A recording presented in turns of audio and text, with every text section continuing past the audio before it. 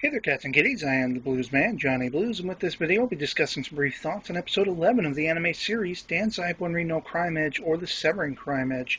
And this was really an interesting episode because essentially we're beginning with Curie just being brought to the brink of desperation as far as how is he going to best this little girl, this little Emily Red Hands, who kicked his ass in more ways than one, essentially leaving open wounds on him, and her killing good power being that the wounds she inflicted are going to keep him in sort of a perpetual state of weakness. I mean, he's really so desperate to figure out a way to defeat her, he's even considering trying to open up that side of himself that has not yet been opened. The killing good aspect of the original murderer, the one that the Severing Crime Edge goes all the way back to.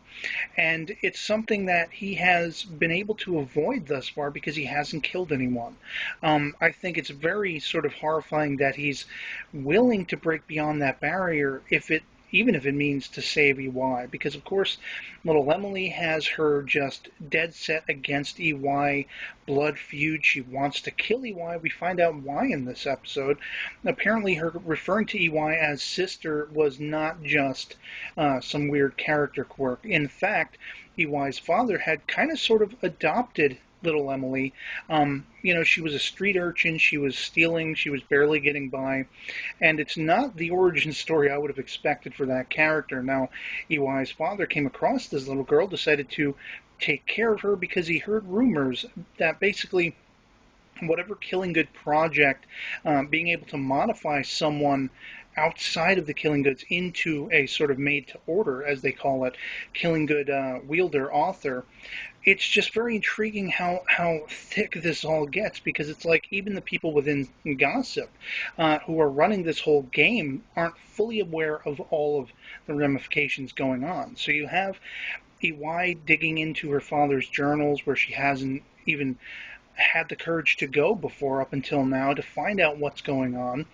And then you have, because of his weakness, you have Kiri basically being helped by the younger Bio and Zaka sister, which is something that I kind of thought might eventually happen because she has seemed very sympathetic. And there's a point where she says in his conversation, giving her blood to him, and, basically being just wowed by the fact that Kiri has such a romantic, I don't know, a romantic side to himself that is what's fueling him, being able to connect with someone like EY.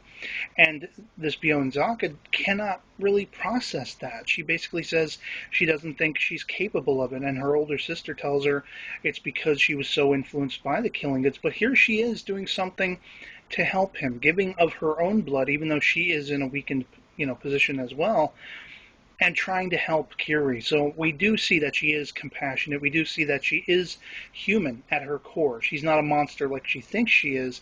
And so, yeah, the tensions are ramped up. We know that Emily is basically streamlining for EY, and Kiri's going to try to do whatever he can to get in the way of it. And of course, playing Puppet Master is that queen that we were introduced to, who basically was like the queen of gossip, the Violet Witch or whatever, and it's just ramping up to a boil. So I can't wait to see what happens next. I'd love to hear from you guys in the comments below what you thought of this episode if you've seen it. And otherwise, that'll be it for me. So I'll catch you later. Peace.